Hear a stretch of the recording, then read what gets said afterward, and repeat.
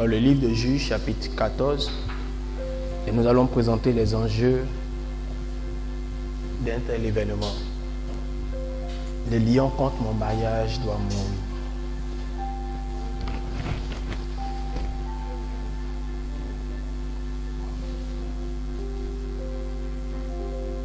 Dis à ton voisin, Dieu peut redéfinir toutes choses dans ta vie.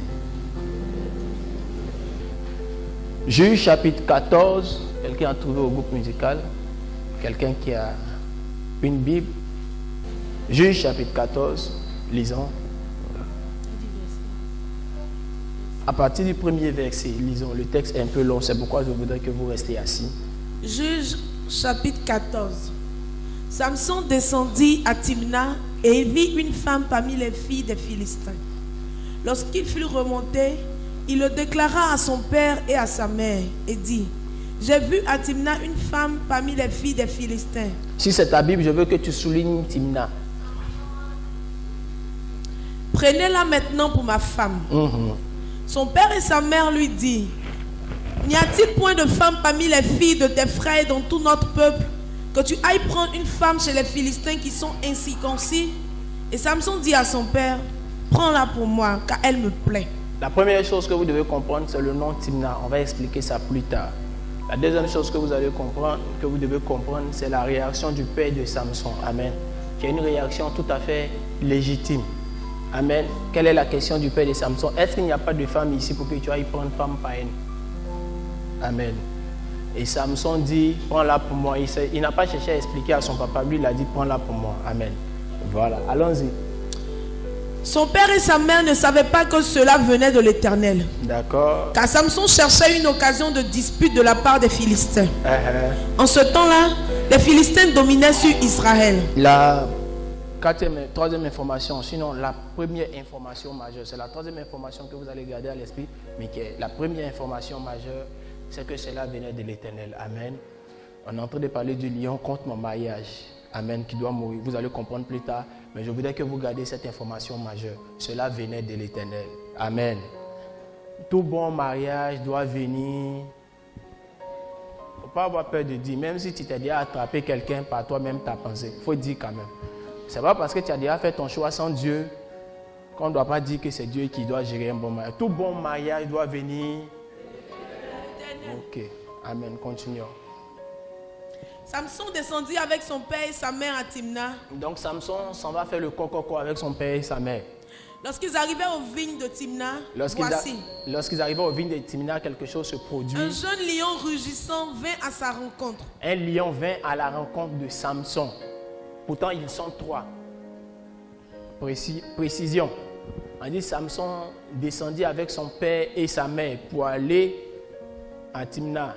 Et sur la route, pendant qu'ils sont aux vignes de Timna, un jeune lion vint attaquer Samson pendant qu'il est avec son père et sa mère. Je ne sais pas si les lions connaissent le principe de la viande fraîche, mais bon, il a vu que cette viande elle est plus fraîche, donc peut-être plus tendre.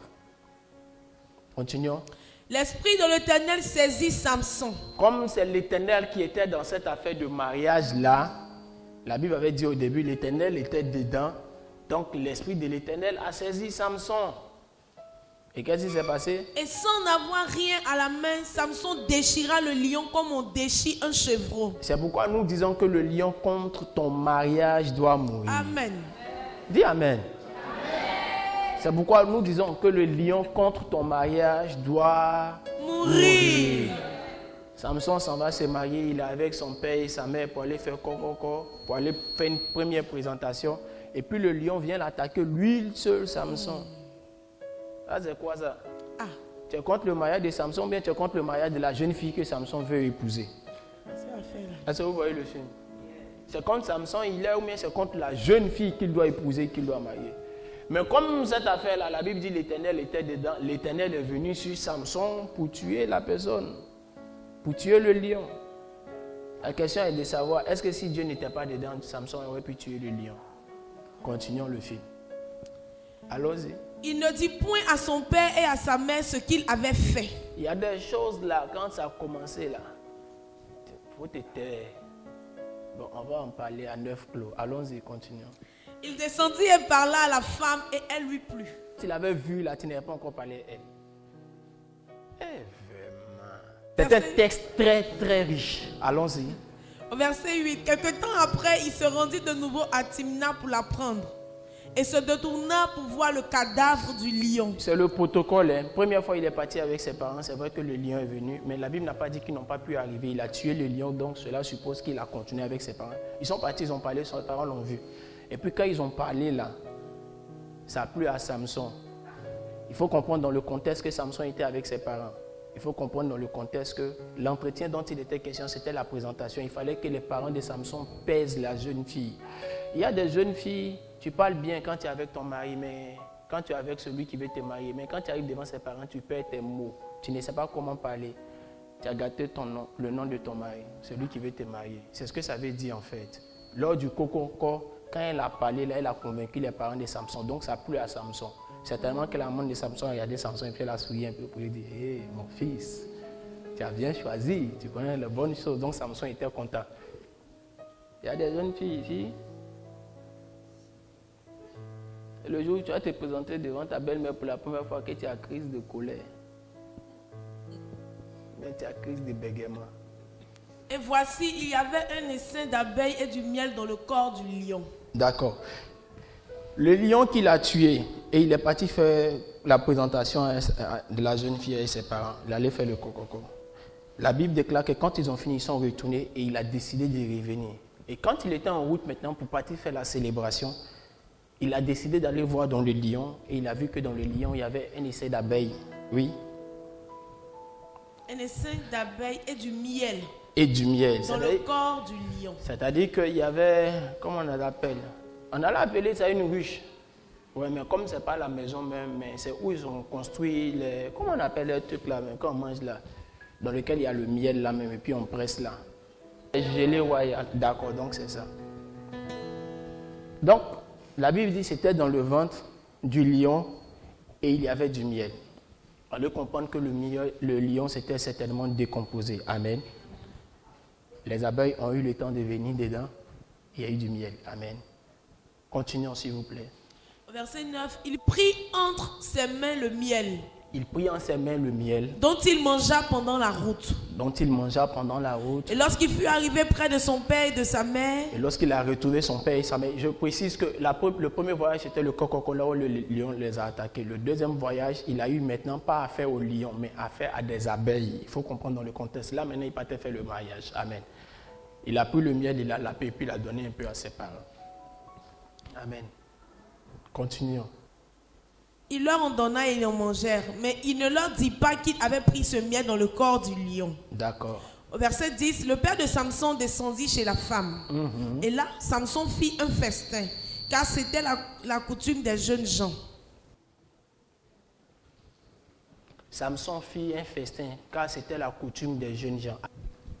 Le lion contre mon mariage va mourir est une série de programmes, mais on va dire c'est une branche du ministère TMO. C'est une particularité que Dieu nous a donnée pour pouvoir accompagner et travailler à permettre à plusieurs personnes de venir à bout des forces qui luttent contre leur mariage. Amen. L'homme que vous voyez en face de vous a été éprouvé et approuvé par Dieu, tant dans le domaine des études que dans le domaine, mais la capacité à pouvoir se marier. Amen. Et pendant tous ces temps d'épreuve, nous avons pu apprendre de Dieu un certain nombre de choses. Amen. Et nous voulons mettre cela à la contribution du corps de Christ. Je voudrais dire à des personnes qui plus tard seront leaders, ce qui sera certainement ta force et ton succès demain se trouve bien souvent caché dans tes échecs d'hier. Pourquoi il pourrait avoir des forces qui empêchent le mariage? Parce que c'est Dieu qui institue le mariage. Tout ce que l'ennemi fera, il le fera dans le but de ce que tout ce que Dieu a institué ne se réalise pas pour l'homme sur la terre. Quelqu'un comprend ce que c'est en train de dire? Le but de l'ennemi, c'est de veiller à ce que tout ce que Dieu a institué ne soit pas appliqué et applicable sur la terre. Dieu a créé la terre dans un environnement sain. Le diable met tout en œuvre pour que la terre ne soit plus dans un environnement sain. Amen. On dira que les hommes le font aussi, mais les hommes peuvent être utilisés par le diable. Dieu a institué le mariage avec un principe fondamental. Ce que toi et moi on a vu dans la Genèse, c'est homme et femme. Mais ce que nous avons aujourd'hui et nous avons admis aujourd'hui, nous disons que ce n'est pas homme et femme seulement qui doivent se marier. Amen. Donc le diable a pour but de tronquer tout ce que Dieu a fait. Amen. Quelqu'un comprend ce que je suis en train de dire? Notre contribution, c'est d'accompagner ceux qui sont confrontés à certaines réalités relatives à la force, mais aux forces des ténèbres qui peuvent exister soit dans leur famille ou qu'ils auraient pu contracter eux-mêmes. Au-delà des forces des ténèbres, pour parler des esprits, il peut y avoir plusieurs autres catégories de forces des ténèbres, au nombre desquelles on pourrait citer des malédictions. Une malédiction n'est pas forcément un démon qui te possède, mais c'est un démon qui, depuis l'extérieur, agit pour mettre en application une parole que quelqu'un a prononcée contre toi. La parole que quelqu'un a prononcée contre toi peut être sans raison apparente te concernant, ou elle peut être à cause d'une action que tu as posée. Amen.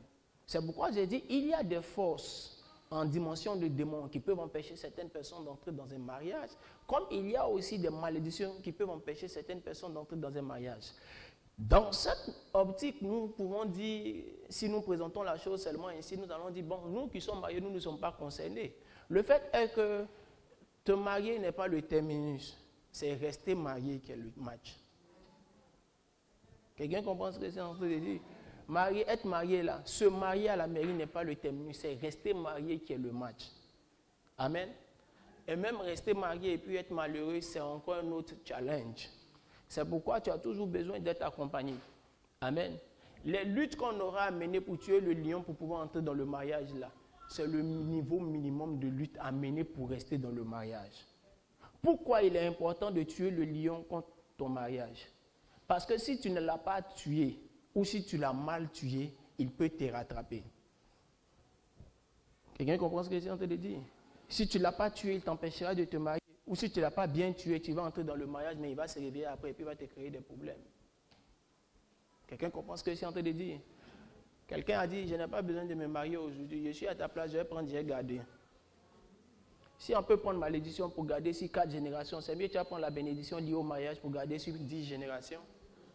Tu peux prendre de la même manière, une malédiction peut entrer dans ta famille là, et puis atteindre des générations après. De la même manière, tu peux prendre une bénédiction, la faire entrer dans ta famille pour que ça atteigne des générations après. Il faut savoir l'entretenir et la déplacer du stade de promesse à bénédiction et à un moment donné, la déplacer du stade de bénédiction à alliance. Ça aussi, ça s'apprend. Amen. On pourrait apprendre ça aussi à d'autres personnes. Il y a une chose pour laquelle on a aussi besoin d'accompagnement. Le plus important n'est pas de tuer le lion. Le plus important, je le dis, c'est pourquoi j'ai voulu que vous souligniez le verset exclusivement. Quelqu'un peut commencer avec Dieu, tuer le lion, chercher à entendre Dieu pour ce qui est question du partenaire à prendre. Trouver le partenaire avec Dieu. Mais la grave erreur que la personne commet, c'est d'être maître ou maîtresse de la programmation de sa cérémonie.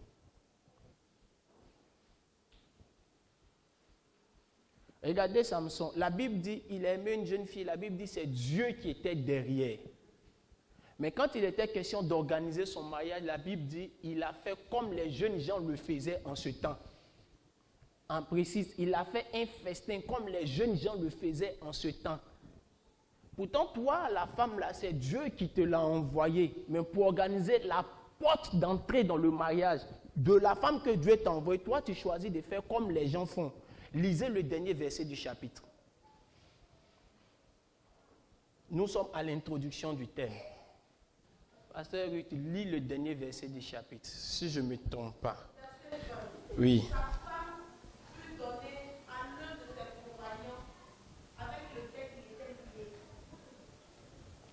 La femme que Dieu a envoyée dans la vie de Samson, là, à la fin, on l'a donnée à quelqu'un. Pourtant, c'est Dieu qui l'a envoyée.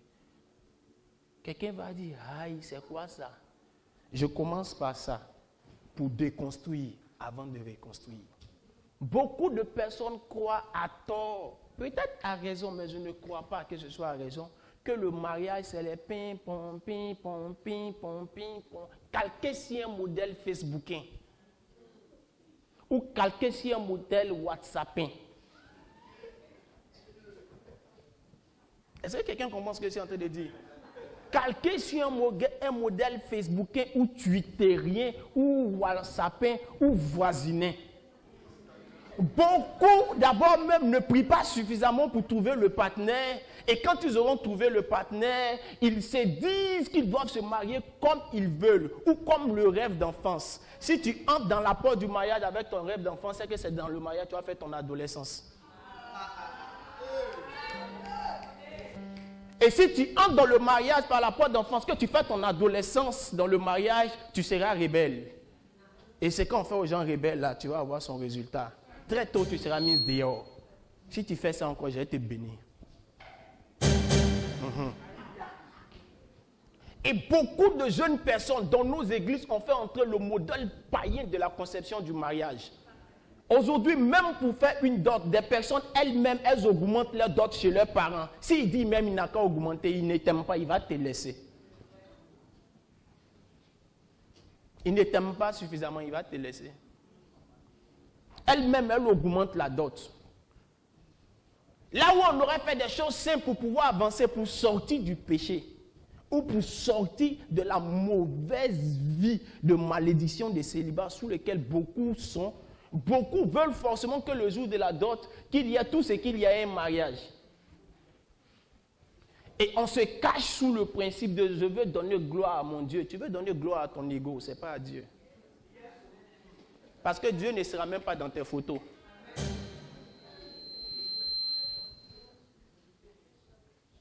Vous avez déjà vu Dieu dans la photo de quelqu'un?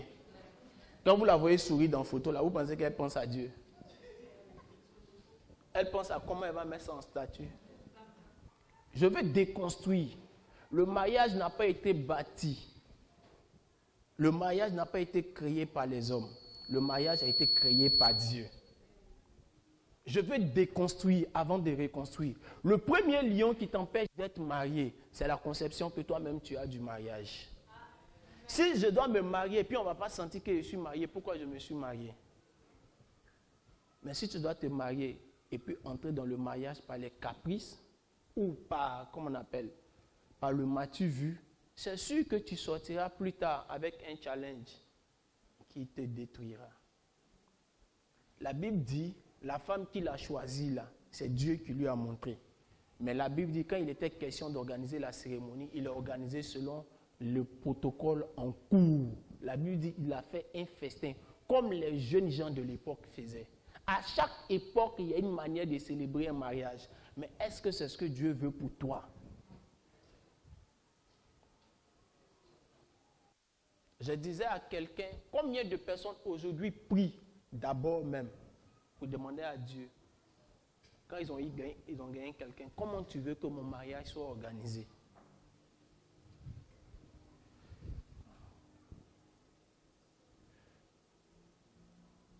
Combien de personnes prient?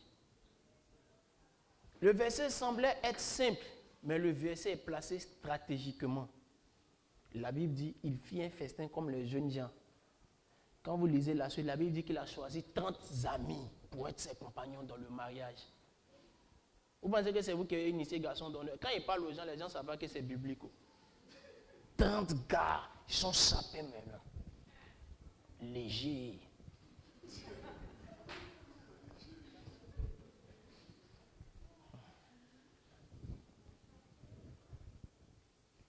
« 30 personnes, compagnons. » Lisez, c'est le verset 15 ou le verset 16. Vous avez vu, non? La Bible dit c'est un de ses amis-là. C'est à lui on a donné sa femme après. Lis ta version. On maria sa femme à celui de ses compagnons qui lui avait servi de garçon d'honneur. Quand je donne conseil aux gens, les gens ne savent pas que c'est parce que j'ai beaucoup échoué dans mes relations avant d'entrer dans le mariage. C'est pourquoi Dieu m'a beaucoup enseigné.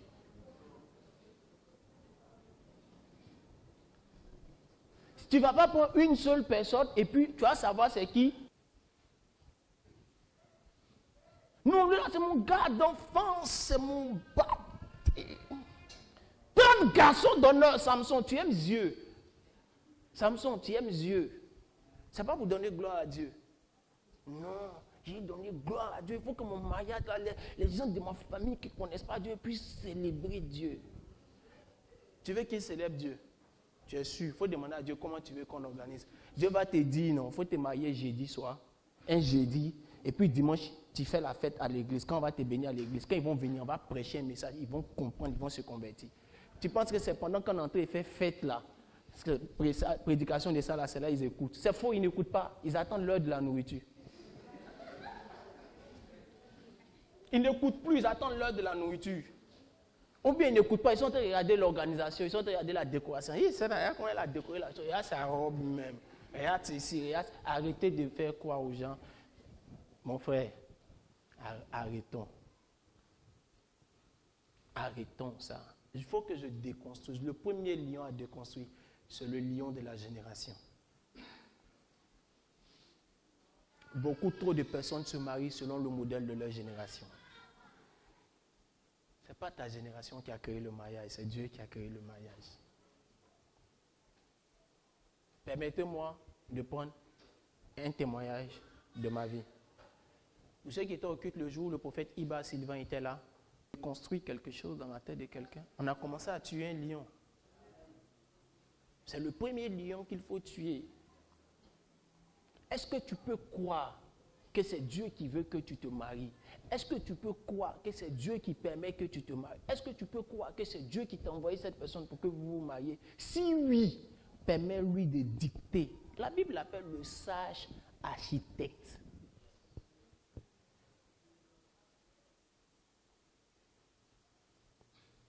Il y a des personnes même qui, le jour de leur mariage,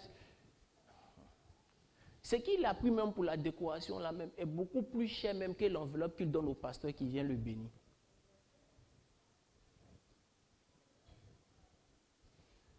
Ah, le pasteur là aussi. Et toujours on doit leur donner l'argent. Lui n'a pas besoin de ton argent. C'est toi qui as besoin que sa bénédiction se colle sur toi. C'est pourquoi tu dois s'aimer.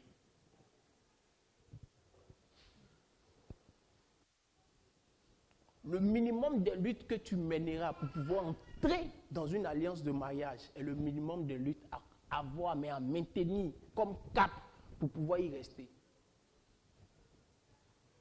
Regardez plus tard la vie de Samson.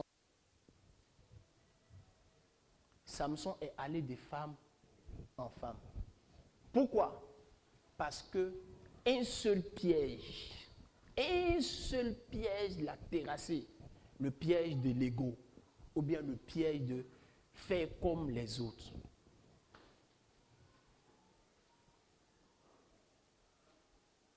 Je le dis souvent, quand on a à choisir entre deux personnes, la loi fondamentale de la réussite ne se positionne pas pour aujourd'hui, mais pour demain. On ne choisit pas la meilleure des deux personnes exclusivement. On choisit la personne qui nous rendra meilleurs. Et on choisit les domaines dans lesquels on croit que la personne peut nous rendre meilleurs. Est-ce qu'elle peut me rendre meilleur pour ma foi avec Dieu? Est-ce qu'elle peut me rendre meilleur dans ma manifestation de ce que je suis et de ce que Dieu a prévu pour moi?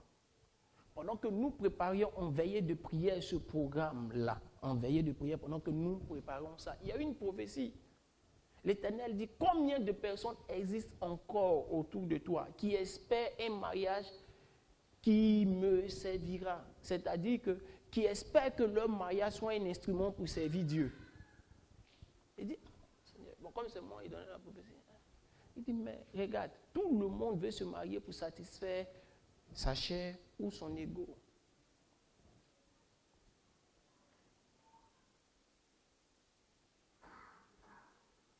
Ah, j'aime ce silence. Et je sens que Dieu est en train de déconstruire. Est-ce que vous voyez où est venue la chute de Samson? La chute de Samson, ce n'était pas Delilah. La chute de Samson, c'est le fait qu'il ait regardé les yeux des gens. Depuis lors, son mariage s'est détruit. Il n'a pas pu se reconstruire émotionnellement. Il était brisé. Il avait l'onction au-dessus, mais il n'avait plus l'onction à l'intérieur. Parce que le vase qui devait contenir l'onction intérieure, là, c'est le cœur. C'est cassé, c'est brisé. Samson était dans Goumet. Donc, il recherchait une certaine satisfaction. Il est d'abord allé chez une prostituée. Après, il est allé chez quelqu'un d'autre. Et pour terminer, il est allé chez Delilah. Je vous ai dit que l'esprit de célibat, ce n'est pas l'esprit qui t'empêche de te marier. C'est l'esprit qui t'empêche de rester marié. L'esprit de célibat peut t'accompagner au mariage. Comme il peut aussi laisser que tu te maries et puis permettre que tu fasses une mauvaise erreur dans le calcul de ton mariage. Je vous assure que nous aurons des temps de prière extraordinaires.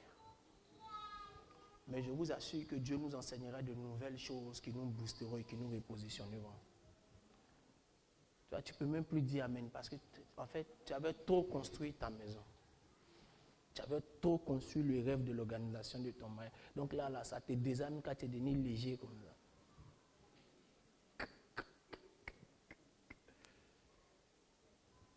Le message est pour qui? Honnêtement. Non, ça pas pour tout le monde. Il y a les gens, leur plan là.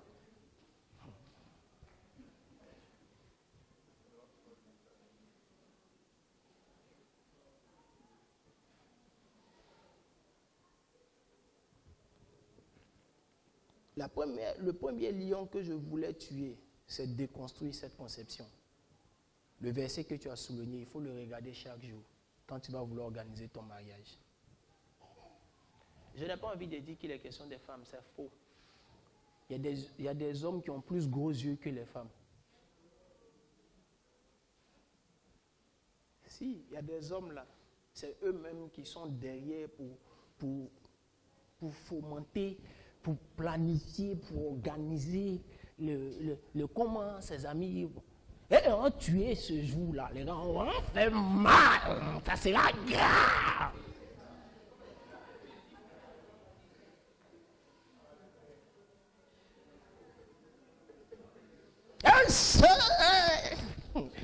Léger quoi. Le costume qui est tapé là. Et puis nous, les pasteurs, on est là, on dit, mais les femmes là, elles aiment toutes les choses. Ce n'est pas les femmes là, c'est lui. C'est lui. Un frère qui disait, parce que moi j'aime les bonnes choses. Hein. C'est pourquoi je prends mon temps avant de me marier. Tu prends ton temps avant de te marier, mais tu vis dans le péché. Dieu n'a qu'à prendre le temps avant d'envoyer le jugement.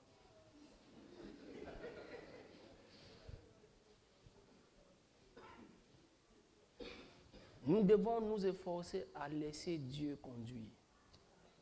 Quelqu'un comprend ce que je suis en train de dire? On a trop eu l'habitude de commencer par te dire, il faut prier pour que Dieu te montre. Aujourd'hui, là, je te dis, il faut prier d'abord pour l'organisation. Peut-être même le monsieur là, il ne vient pas pour le moment, parce que le plan d'organisation même de la cérémonie là a effrayé Dieu. Il dit, attends, j'ai bloqué mon fils jusqu'à ce qu'il trouve le jeton pour pouvoir venir, sinon il sera frustré. Le gars aussi, il veut venir, le Seigneur dit, je te sauve, petit. Tu comprends pas que reste tranquille. Si on t'a été sauvé, go la vision qu'elle a actuellement là, elle est trop olé, calme-toi. Quand il est là, ta peur va descendre là, c'est là que tu vas apparaître. Et puis tu es là, tu cours derrière la jeune fille, calme-toi. Souvent il dit aux gens, il faut la laisser avoir 2 gourmets. Elle sera démembrée. C'est là que tu interviens dans sa vie par le syndrome du héros. Les gens ne savent pas breaker. Quand tu apparais en ce moment là, tu ne fais rien, tu ne la breaks pas, tu ne lui parles pas des je l'aime. Tu te positionnes en ami qui est venu la réconforter. Ma soeur, Dieu te fortifie, mais ce n'est pas un gars bien. Mais bon, je ne veux pas le critiquer, mais il a mal agi. Il ne devait pas te faire souffrir. Non, il ne devait pas te faire ça. Vraiment, Dieu te fortifie. Et puis, chaque matin, tu l'appelles pour prendre de ses nouvelles. Vraiment, Dieu te soutiendra, ma soeur. Vraiment, Dieu veillera sur toi. Dieu te relèvera. Oh, une aussi belle femme. Vraiment, bon, c'est pas grave. D'autres, on peut, mais on voit le dos du nageur dans tous les cas. Si on a vu le dos du nageur, quand on a mis tache dessus, quand il t'élève, elle sait que c'est toi. Mais il y a une chose dont elle se rappellera, c'est que chaque jour, tu la complimentais au moment où elle se portait mal. Et quand le cœur est en train de se reconstituer, se reconstruire, tes empreintes sont déjà dans les... Ah, il tombe ici. va au ciel. Mais tu ne meurs pas. Amen. C'est à cause de la logique même de l'organisation seule même. Parce que la Bible dit, la bénédiction de l'Éternel n'est suivie d'aucun chagrin. Si ton mariage est une bénédiction et puis depuis le premier jour, il est en train de lutter pour s'endetter parce que lui, il doit chercher à te rendre heureux parce que tu veux porter diamant. Il va où? Non, le porteur doit payer cash. Hein. Non, s'il n'a rien, il n'a qu'à rester. C'est ça, il reste là. C'est pas s'il n'a rien, il n'a qu'à laisser. Il ne faut pas, il va venir. C'est pourquoi il attend. Et c'est pour ça que Dieu aussi attend. Il dit, quand c'est ça, tu prends photo. Tu penses que c'est à ton avantage. C'est à ton désavantage. Amen. Je suis dans la phase de déconstruire. Aujourd'hui, je vais vous dire quelque chose d'important. Je vais vous annoncer la saison dans laquelle nous sommes entrés pour les mariages. Nous sommes dans une saison prophétique des mariages. Non, attention, ne dites pas amen tôt. Quand j'ai expliqué la saison, vous allez dire, ah Seigneur, c'est pour ça que tu as organisé ce programme. On a eu le temps de parler, à l'église, on a eu le temps de parler à l'église. N'envoyez pas les modèles païens dans l'église. N'envoyez pas les modèles typiques païens. Ne cherchez pas à faire ce que les païens font. Vous avez envoyé dans l'église. Beaucoup ne veulent pas comprendre ce qu'on dit. On est entré dans une saison où l'Éternel a dit les mariages seront rares si nous n'y prenons garde.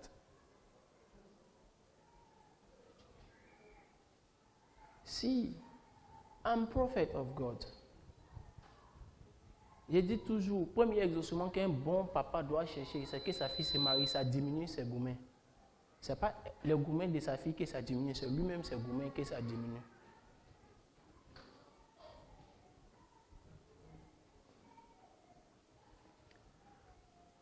Revoyons la logique que nous avons de la célébration. Dieu veut déconstruire ça d'abord avant qu'on aille à un autre niveau. Le premier lieu à déconstruire, c'est l'image mentale que tu as de la célébration. Qui sait qu'à grande partie, la célébration n'apporte rien à la manifestation de plus tard. Le taux d'influence de la célébration dans la vie de plus tard n'équivaut pas plus de 40% même. Nous tous ici, on a dit, mais il fallait que le cadre soit beau pour pouvoir prendre les photos. Qui a fait plus de 10 ans de mariage ici dans la salle? 10 ans à la mairie. Tu as toujours tes photos, tu regardes ça actuellement. Maman Ousso, tu regardes tes photos de mariage encore? Tes photos de mariage, tu regardes quelques rares fois. On pensait que ce jour, on allait prendre, et puis chaque jour, après, on est devant. Ouh, c'était beau. Oh, c'était beau. La preuve en est que 15 ans après, tout ce que tu as mis comme argent pour la décoration, 15 ans après, la décoration, là, mais elle est démodée. Ça n'épate pas quelqu'un.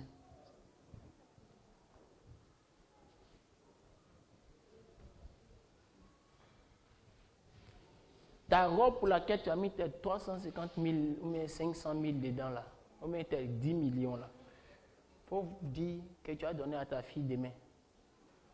Ah maman, tu m'as vu comment je t'ai fait quoi même et puis tu me donnes ça. Maman, il t'a fait quoi et puis tu me donnes ça. Il a fait quoi? Ah, toi aussi, maman, faut me faire ça. Maman, faut pas me poser ce supplice là.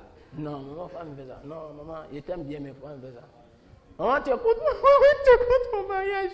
Elle va pleurer pour te donner. Pourquoi? C'est démodé. Pourtant, tu auras mis combien d'argent dedans?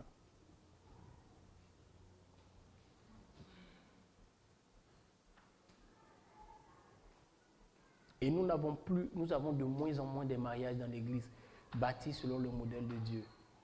Presque tout ce que nous faisons est bâti selon ce que les jeunes gens autour font. Samson qui a trouvé femme selon que Dieu l'avait prévu a perdu la même femme sur le principe qu'il a bâti la porte d'entrée dans son mariage selon le modèle de la saison. C'était à la même temps une porte de sortie plus tard. Pourquoi il faut laisser Dieu bâtir la porte? Parce que lui-même, il va fermer. La Bible dit Noé a bâti l'arche selon le modèle que Dieu a donné. Parce que c'est Dieu qui a donné le modèle à Noé. La Bible dit quand Noé est monté dans l'arche là, c'est Dieu lui-même qui a fermé. Il n'est pas sorti, la porte ne s'est pas ouverte pendant la tempête. La porte est restée fermée pendant tout le temps du déluge. Parce qu'il a bâti selon le modèle. Si tu n'es pas en train de bâtir la porte d'entrée dans ton mariage, la porte d'entrée dans ton foyer, selon le modèle de Dieu, ça ne va pas être la clé que lui, il avait réservée. Donc, il ne peut pas bien fermer. Quand la tempête sera forte, l'eau va entrer dans ta barque.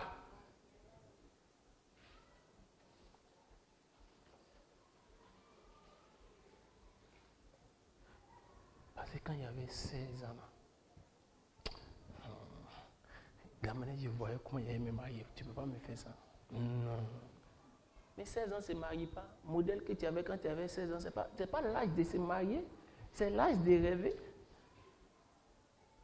Ce qui me fait mal, c'est quand des garçons, bon, les cœurs sont différents, hein? Les cœurs sont différents. Le monsieur même là,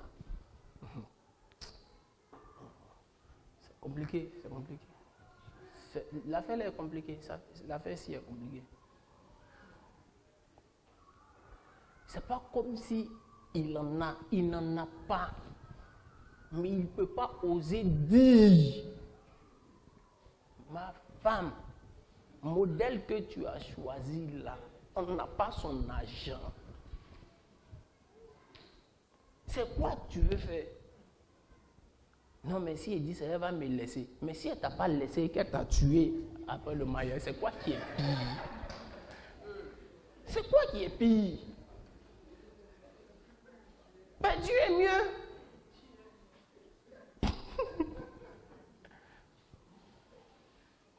Jeunes gens, ce que tu n'as pas pu lui dire à la porte là, il ne faut pas penser que tu pourras lui dire quand tu lui auras donné papier légal. Hein.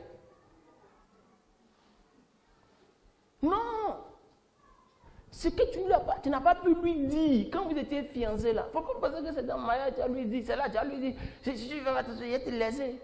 Toi, tu peux me laisser. Toi, tu as peur qu'il te laisse en fiançailles. Là, c'est maintenant toi, tu vas me laisser. Toi, tu peux me laisser. Tu dis quoi même?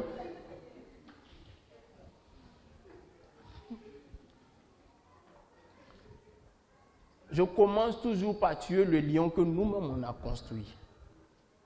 Parce qu'on a trop bâti sur des mauvais fondements. Quel genre de mariage as-tu choisi? La célébration qui plaît à Dieu ou la célébration de tes rêves? En fait, je veux donner gloire à Dieu. Je veux encourager quelqu'un. À des difficile pour moi sera de déconstruire, à l'aide de déconstruire la logique. Regarde, j'ai une vision. Je vois une porte. Et je vois beaucoup des hommes et des femmes a été bloqués à cette porte. Seigneur, qu'est-ce que c'est? Il dit que c'est des personnes qui étaient censées arriver, mais ils et elles n'étaient pas prêtes pour qu'ils puissent entrer dans leur vie. Et ça n'allait pas être un sujet de joie, ça allait être un sujet de souffrance s'ils étaient entrés dans leur vie déjà à cette époque-là. C'est pourquoi ils sont obligés d'attendre. Et pendant qu'ils sont en train d'attendre, je vois d'autres se décourager, d'autres partir. Pendant qu'ils sont en train d'attendre là où ils sont, je vois d'autres comme dans les gilets jaunes s'attraper les uns les autres en même temps. Elle était là pour attendre pour venir dans toi, ta vie, toi monsieur. Et puis lui, il était là pour attendre pour entrer dans toi, ta vie, madame. Comme vous n'êtes pas prêts, ils se sont attrapés entre les deux en même temps. Et puis ils se sont mis ensemble.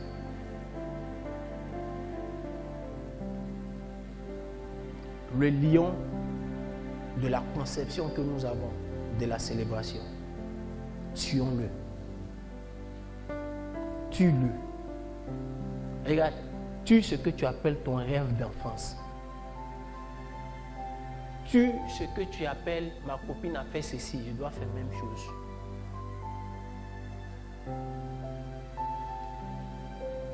Si elle n'est pas chrétienne qu'elle a fait, que tu n'es pas chrétien, tu fais comme elle, tu n'as commis aucun péché. Tu es chrétien, tu fais comme elle, tu n'as commis aucun péché. n'es pas chrétien, que tu fais comme elle, tu n'as commis aucun péché. Cependant, puisque tu ne l'as pas associé, lui le maître et le sage architecte, il n'est pas censé venir t'accompagner jusqu'à la fin. Il pourra juste te regarder. Et tu seras en train de souffrir. C'est pourquoi beaucoup de foyers ont des problèmes, parce que le fondement n'est même pas bon.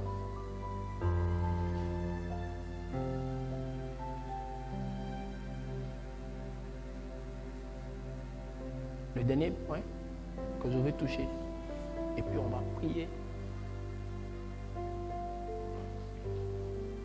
Est-ce que tu sens qu'on va prier aujourd'hui?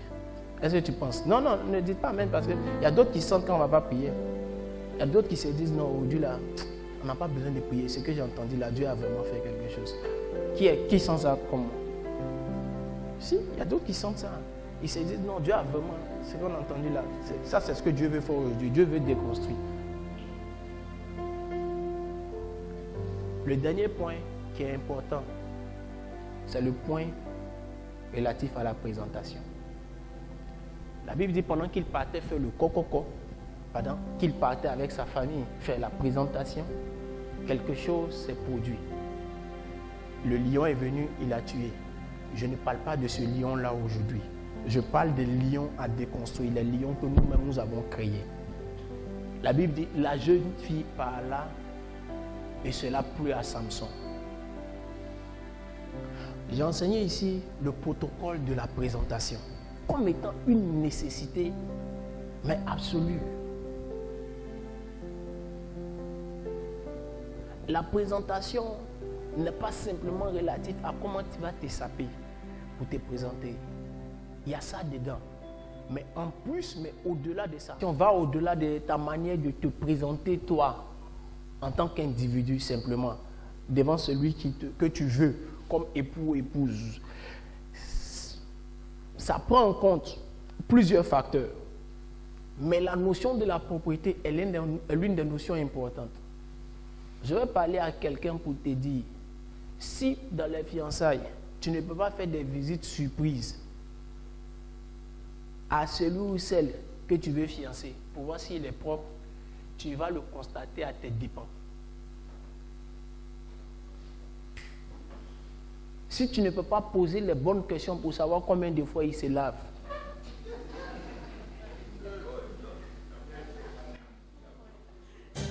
tu vas le constater à tes dépens.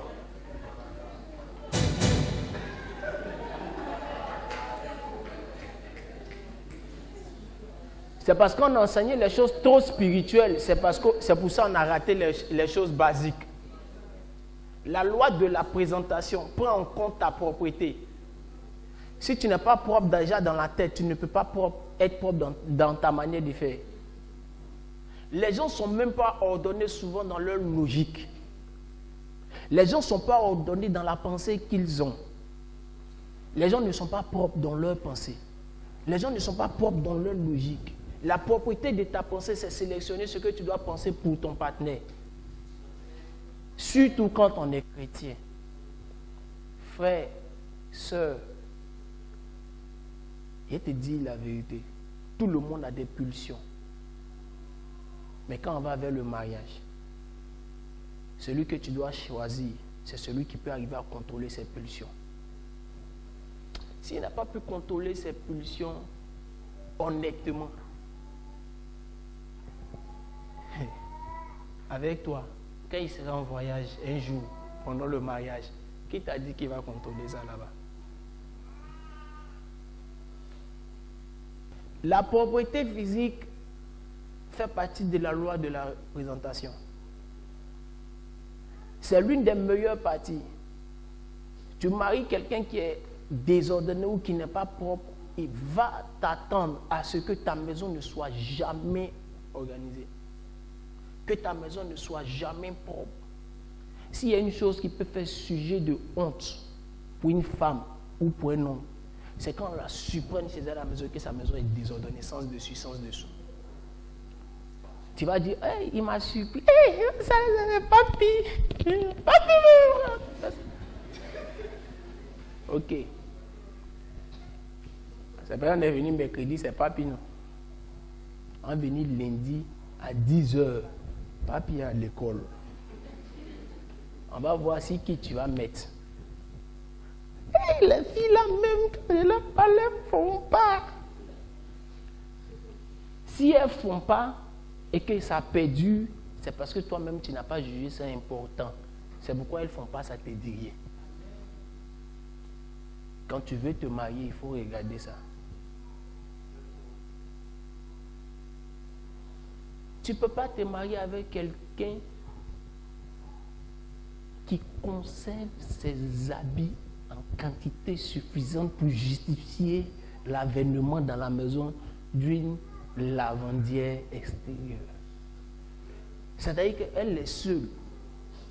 Et puis elle ne peut pas laver ses habits. Et puis ça s'entasse. Si toi tu es garçon, il faut te poser la question. Et pour moi là alors, qu'est-ce qu'elle va faire?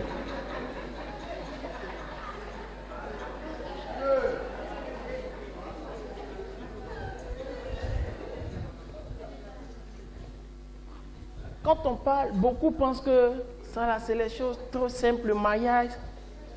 Le mariage, c'est le détail. Et le mariage, c'est le détail. Il y a des gens là, leurs narines sont hyper sensibles. Hyper. Demandez-moi, je vous dis. Eh bébé, tu as changé de parfum. Et dit, maman, voilà le parfum, non. C'est pas pour quelqu'un d'autre, voilà ça. Tu dormais quand je suis venu, ça y est. Voilà. Ah, d'accord. La moindre nouvelle odeur, elle détecte. La moindre saleté lui crée des problèmes.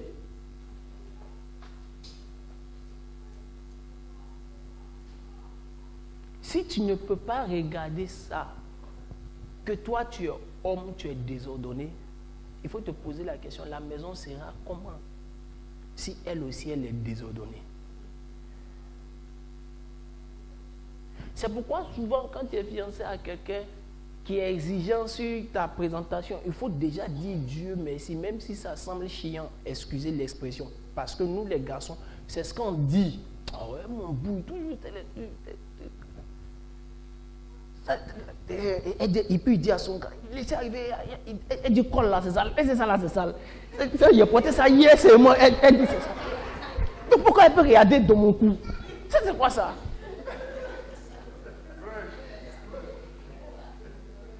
Si dans fiançailles, elle n'a pas fait ça, tu es dans le pain. Et si dans fiançailles, elle n'a pas fait ça, tu es dans le problème. Ça veut dire, il aura un tel laissé aller, tes habits sont propres, c'est pas propre, c'est pas elle qui a te parlé. Dans tous les cas, chacun a ses habits. Tu vas passer 25 ans, 30 ans, 40 ans avec la personne. Il y a des questions que tu ne peux pas poser, mais on va en parler entre nous garçons. Comment savoir qu'une femme sera une bonne femme sur le domaine de la propreté? Il y a toujours des types d'odeurs qui sont spécifiques. Quand tu es en train de marcher avec elle, il y a des types d'odeurs qui sont accompagnés de chaleur. Ça ne vient pas du haut vers le bas. Donc tu vois d'où ça vient. Voilà. Si tu commences à sentir ça, il faut t'éloigner d'elle. Celle-là, elle va te rendre malade. Parce qu'elle ne sait pas entretenir ces choses secrètes.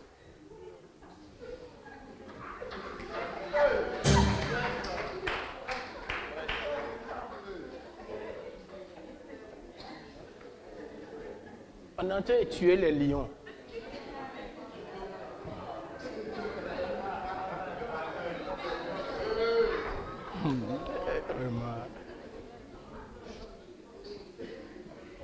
Est-ce que vous savez qu'il y a des foyers qui ont pris un coup à cause de ça? Et la propriété féminine, peu importe le lieu où je viens, si l'église doit faire un programme dans un endroit, ma priorité, quand j'arrive, je vais aux toilettes pour vérifier si les toilettes sont propres à cause des femmes. La propriété intime. Tu as dormi et puis il y a odeur sur tout le lit.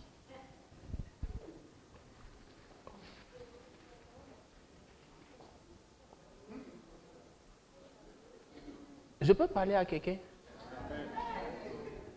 Mais ici, déjà en train de parler. D'autres ont eu peur quand il dit, il peut parler. On s'est dit, c'est que tu es en train de dire là, si tu dois parler encore, c'est que c'est quoi? On est venu tuer les lions. On est en train d'introduire la chose. Dimanche prochain, tu vas prier jusqu'à... Même ce lion-là, ce n'est pas prière qui le tue. Il faut qu'on te parle.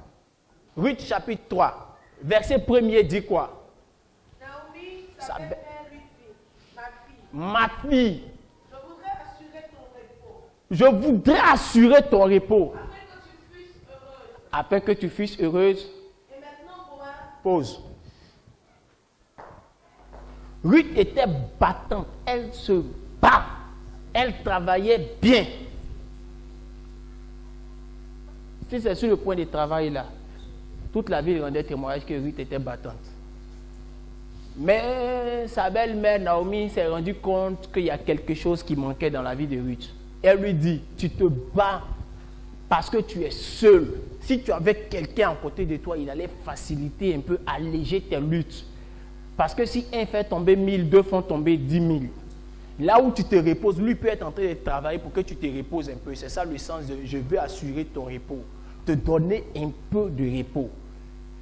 Elle lui dit « je veux assurer ton repos ». Maintenant, regardez ce qu'elle lui dit par la suite. Laissez-moi lire moi-même. Verset 2. « Et maintenant, Boaz, avec les servants duquel tu as été, n'est-il pas notre parent? Voici, il doit vanner cette nuit les orges qui sont dans l'air. » Verset 3 maintenant. Elle lui dit, lave-toi. Dis à ton voisin, lave-toi. Elle a dit quoi au début, au chapitre 1, au verset, elle dit, je veux assurer ton repos. Mais pour pouvoir assurer ton repos, lave-toi un peu. Lave-toi un peu.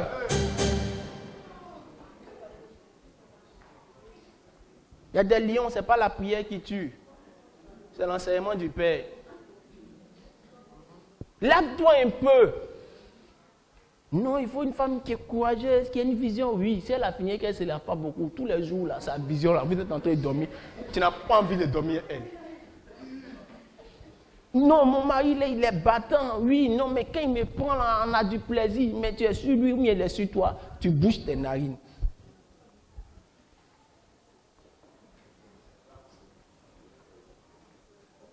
C'est pourquoi les jeunes filles, si quelqu'un veut vous fiancer, peu importe son âge, ce qu'il est, souvent, en parlant avec lui, tournez un peu le cou, regardez le col de sa chemise blanche. S'il ne veut pas porter chemise blanche, il faut lui offrir une chemise blanche toi-même.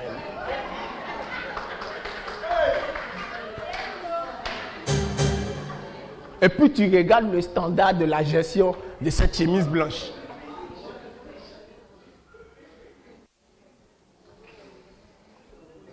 Elle dit, je veux assurer ton repos. Mais pour assurer son repos, elle commence d'abord par ce qui est le plus basique. Lave-toi. On sait que tu es courageuse et battante, mais c'est de ça qu'il s'agit.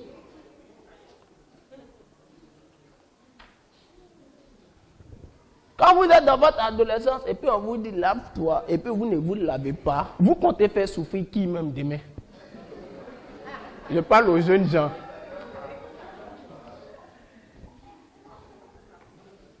Parce que quand tu ne t'es pas lavé hier, le lavement que tu n'as pas fait hier devient une pénitence pour quelqu'un demain.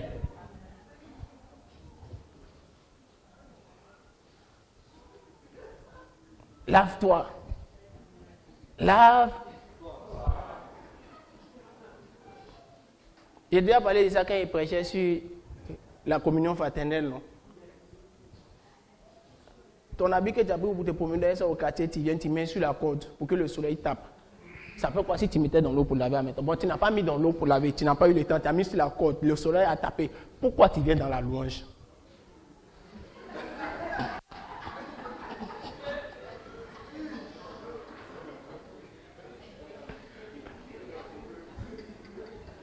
Les effets d'après louange. J'aime ce que le Saint-Esprit fait. Vous sentez que je ne parle pas de moi-même, non? J'aime ce que le Saint-Esprit est en train de faire. Et il y a beaucoup de personnes qui sont entrées dans leur foyer sans avoir travaillé dessus. J'exhorte chacun et chacune, si vous voulez Je peux organiser à l'instant un club pour certaines femmes, pour certaines jeunes filles, où on va mettre sur notre club là les choses qu'on va découvrir sur des forums, sur comment recommencer l'entretien de sa vie, l'entretien de sa maison, l'entretien de sa personne. Regarde, je te dis la vérité, peut-être que le monsieur ne te regarde plus parce qu'il y a une odeur sur toi. Mon travail, c'est ça. Il y a des femmes qui s'asseyent devant toi, mon mari, il n'est pas bon, il a fait ceci, mon mari, il y a deux, il y a quoi sur toi? Lave-toi. On est en train de parler de foyer, de mariage.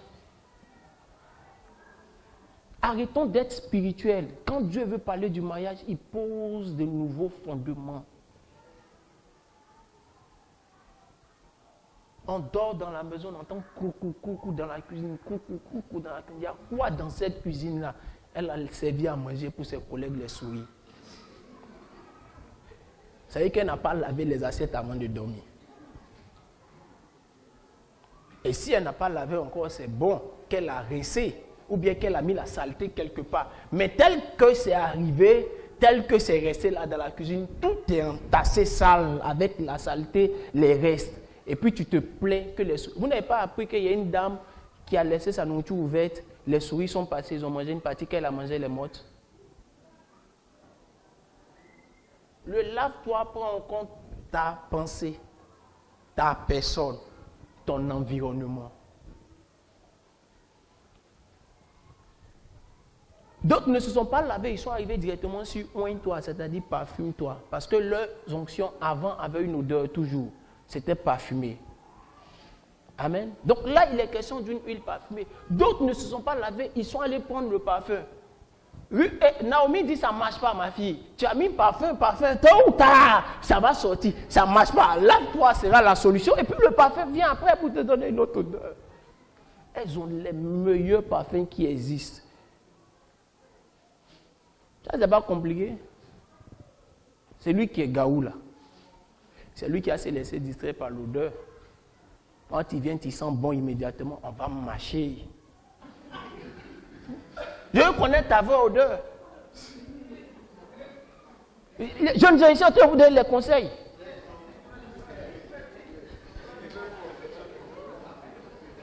Mademoiselle, je vous donne des conseils. Ils ont parfait dans leur voiture. Quand ils garent là en même temps. Donc tu ne connais pas le...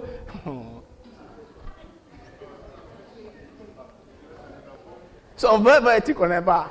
Stratégie. Bébé, on va marcher un peu. On va marcher et on marchera au soleil. Évaporation de l'odeur. Le vin va là-bas sortir et puis je vais voir si je peux supporter ça ou pas. Le passage qu'on est en train de lire là, c'est le passage stratégique qui a donné à Ruth la Moabite dans la Bible de marier un des hommes les plus puissants de l'époque. Ça n'a pas commencé par la prière. Ça ne s'est pas fait par la prière. Ça s'est fait par le lave-toi. Ça s'est fait par le lave-toi. Lavons-nous donc. Puisque c'est notre métier. Après le lave-toi, elle a dit, oigne-toi. Oigne-toi là. C'est donne-toi un petit Jean. La spiritualité n'exclut pas la loi de la présentation. La spiritualité, la Bible dit, dans le ciel, il y a une odeur agréable. Comment réparer le tort que tu as posé à ton organisme en ayant tué Cabri longtemps dans l'enfance? La Bible dit, quand Esther devait se marier, quand on l'a prise, Esther, on l'a traitée pendant 6 mois pour enlever l'odeur sur elle. Vous pensez que c'est la plaisanterie? Si ce n'est pas important, la Bible ne va pas mentionner ça. On l'a traitée pendant 6 mois pour enlever l'odeur sur elle. Nous tous, on va aller payer bicarbonate ou bien citron. On commence par citron, mais il faut monter en level. Le citron coupe l'odeur immédiatement, mais quand la sueur revient, ça reprend. Il faut te redonner une nouvelle discipline. Je lave mes habits telle période. S'il y a une chose qui laisse une odeur dans la maison, c'est l'odeur d'humidité. Je vous lis le verset et vous allez comprendre.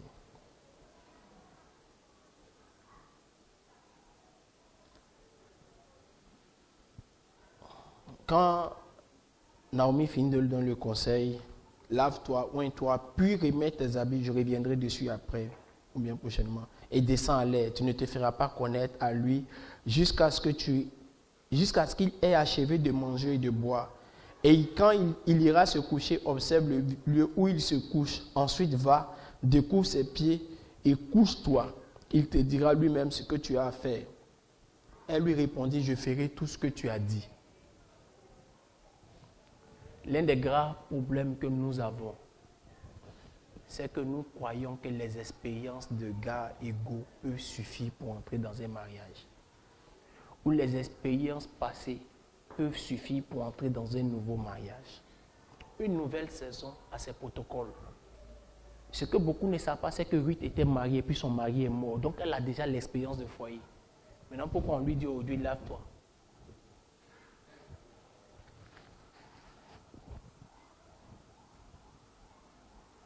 Il y a des angles morts de ta vie que tu ne sais pas, que l'autre sait. Il y a des angles morts que tu peux mépriser, mais quelqu'un qui a duré dans le foyer avant toi peut savoir. Il y a des angles morts de ta vie que tu ne peux pas imaginer, mais que quelqu'un qui a l'habitude d'écouter, de discuter avec les gens peut savoir que ça va te tuer devant. Elle dit, je ferai tout ce que tu as dit. L'un des problèmes qui fait qu'on ne peut pas entrer dans certains foyers, on ne peut pas avoir d'hommes, c'est qu'on ne peut pas écouter les gens. Si tu ne peux pas écouter des conseils, quand tu as fait par là-dedans, tu as fait ce que tu veux parce que tu n'as pas appris à écouter quand tu étais seul. Ce n'est pas quand tu seras en colère, tu vas écouter. Maintenant, regardez l'importance et le résultat de lave-toi, oigne-toi. Permettez-moi de descendre. Au milieu de la nuit, elle dit, je ferai tout ce que tu as dit. Elle descendit à l'air et fit tout ce qu'a ordonné sa belle-mère. Sa belle-mère lui avait dit de se coucher au pied du monsieur. Donc, elle allait se coucher au pied du monsieur. Au milieu de la nuit, cet homme eut une frayeur. Il se pencha et voici une femme était couchée à ses pieds. Il dit, qui es-tu? Elle répondit, je suis Ruth, ta servante. Étends ton aile sur ta servante, car tu as droit de rachat. Et il dit, sois bénie de l'Éternel, ma fille. Ce dernier trait témoigne plus encore en ta faveur que le premier, car tu n'as point recherché des jeunes gens pauvres aux riches.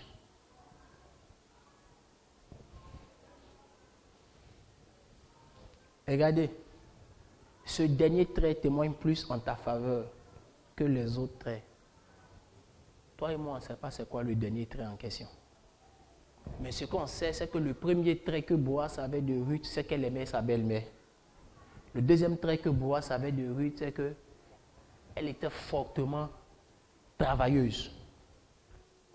Mais il ne connaissait pas la Boaz qui, après avoir pris la sueur du bara, pouvait changer de présentation. Donc si moi je dois analyser le dernier trait dont il est question, je vais analyser le dernier trait en fonction du conseil que Naomi lui a donné. Amen. Il dit ce dernier trait témoigne plus en ta faveur. Si je dois analyser le dernier trait, je vais l'analyser en fonction du conseil que Naomi lui a donné. Naomi lui a dit, lave-toi, parfume-toi et mets de nouveaux vêtements. Je n'ai pas parlé de nouveaux vêtements parce qu'habiller ici, on ne parle pas d'habiller à quelqu'un. Tout le monde sait ça. Tout le monde sait s'habiller. Donc, ce n'est pas ça qui est important. Dieu ne veut même pas intervenir dessus. Mais Dieu veut intervenir sur les deux points. Lave-toi et oigne-toi. Certainement que dans sa tête, il avait l'habitude de voir une femme qui est battante. Ok. Mais quand il avait l'habitude de voir Naomi battante pendant le temps de la moisson, elle a moissonné, elle sait, elle a fait ceci, elle a fait cela. Mais là, quand il s'est réveillé, il avait une Joe. Joe, elle sent bon d'air. Il dit, hé, en plus d'être battante, tu connais ça. En plus d'être battant, en plus de te battre, tu es stylé. Parce que ce qu'il cherchait, il ne cherchait pas simplement une femme qui allait venir gérer ses affaires. Il cherchait une femme qu'il pouvait présenter. Précision, il dit, ce dernier traitement est plus en ta faveur. Parce que aussi, tu n'as pas cherché des jeunes gens riches ou pauvres, donc il était déjà d'un certain âge. À un moment donné, on a envie de présenter un nouveau trophée.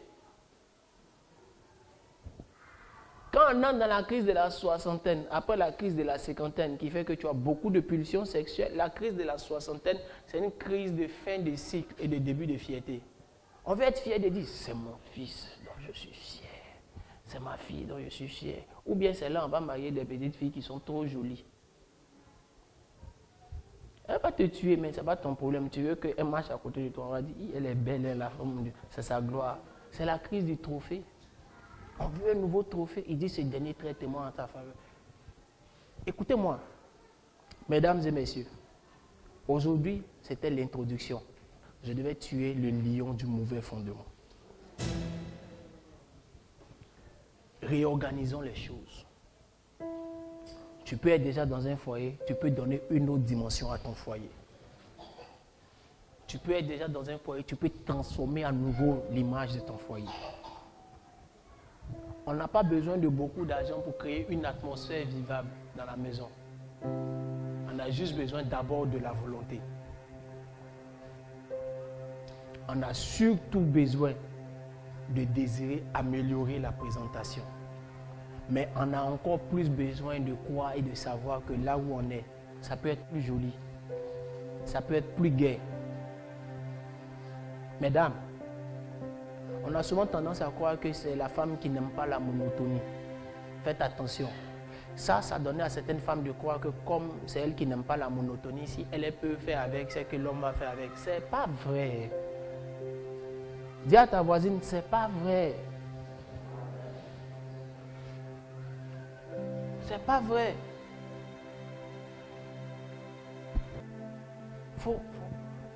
Laisse Dieu repeindre toutes choses dans ta maison. Laisse Dieu refaire quelque chose, apporter de la joie nouvelle. Et je vous ai donné 2 cas de figure de 2 personnes qui ont eu des foyers et qui sont sortis des foyers. Pour Ruth, on ne sait pas, on sait juste qu'il est mort, on ne sait pas s'ils avaient des problèmes. Mais quand on écoute Naomi, qui est la belle-mère de Ruth, donc la maman du jeune homme, là, quand elle lui dit lave-toi là, peut-être que son fils est allé lui dire la mère, ok, il soit sauvé. Mais la Moabite là, Odé, qu'est-ce que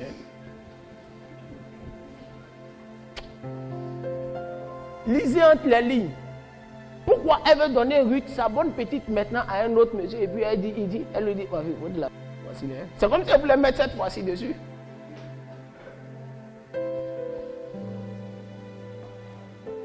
Combien, Samuel? Elle voulait mettre cette fois-ci dessus. Parce que mon fils, là, il a trop souffert. Il ne faut pas le cousin de mon mari, là, il va souffrir encore. Mademoiselle, je vous dis la vérité. Si vous regardez sa chemise, nouvelle chemise qu'il porte pour venir chez vous, là, pour pouvoir l'accepter, vous êtes dans le pain.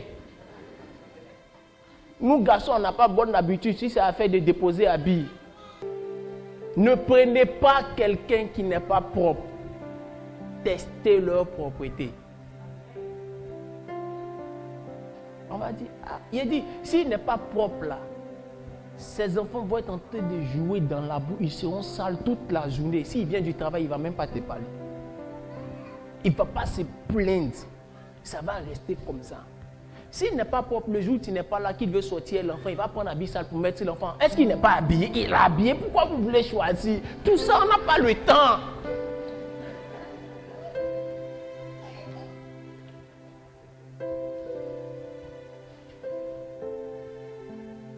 Ce n'est pas tout le monde en mari. La propriété de la tête, c'est la dernière propriété à avoir. Il y a des gens, si on ouvre leur tête, ce qui va sortir là.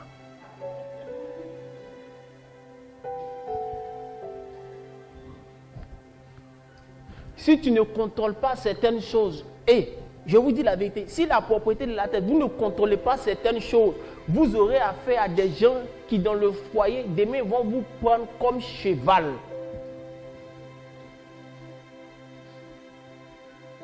Avec des fantasmes érotiques bizarres.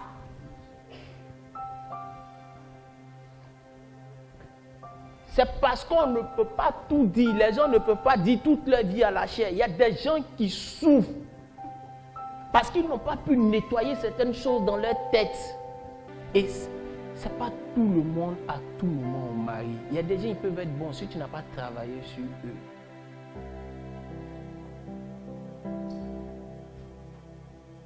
Et vice versa. Tu ne peux pas être femme, tu as été marié. Et puis le monsieur qui est à côté, c'est comme si c'est ton frère. Si le monsieur qui est à côté, c'est ton frère, il va trouver, quelqu'un va trouver le rôle de faire sa vidange. C'est pour être pudique qu'il a utilisé l'expression. Non. Il y a des choses qu'il faut déconstruire impérativement. Tu veux te marier, il faut réfléchir. Le monsieur avec qui tu es en train de marcher là, c'est qu'en fait dans la chambre, il aime ça combien de fois et à quel niveau. Il faut réparer ta tête si tu dois te programmer pour son rythme ou pas. Et les hommes le pensaient, c'est avant on disait je veux, elle ne veut pas. Maintenant là, nous quand on reçoit les gens, elle dit quand je veux, il ne veut pas. Alors commandant, en tant qu'homme on en parlait. Quand il veut là, il ne veut pas. Les tendances ont changé. Oh. La nourriture que les gens mangent là ont donné hémorroïdes. Mais bizarrement, elles n'ont pas eu hémorroïdes. Cette nouvelle génération de femmes, jeunes gens, allez au sport. Allez au sport. Allez au sport. Tu ne peux pas entrer dans le foyer de quelqu'un pour dire que tu as choisi le jour où tu vas te donner à lui. Je finis dessus. Aussitôt entré.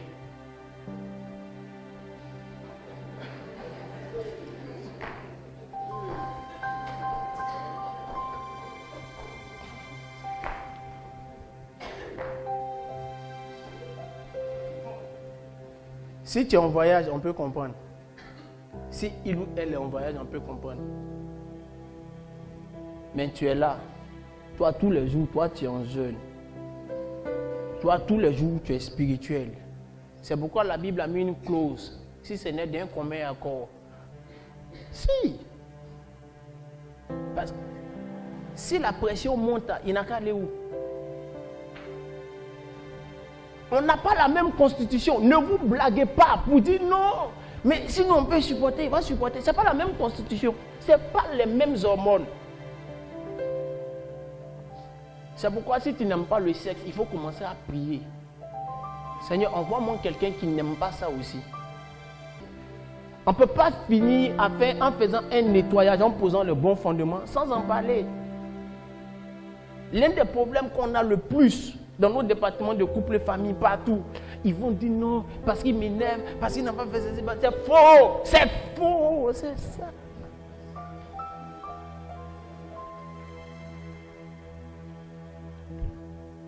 Viens, il a fait action prophétique, tu as aimé.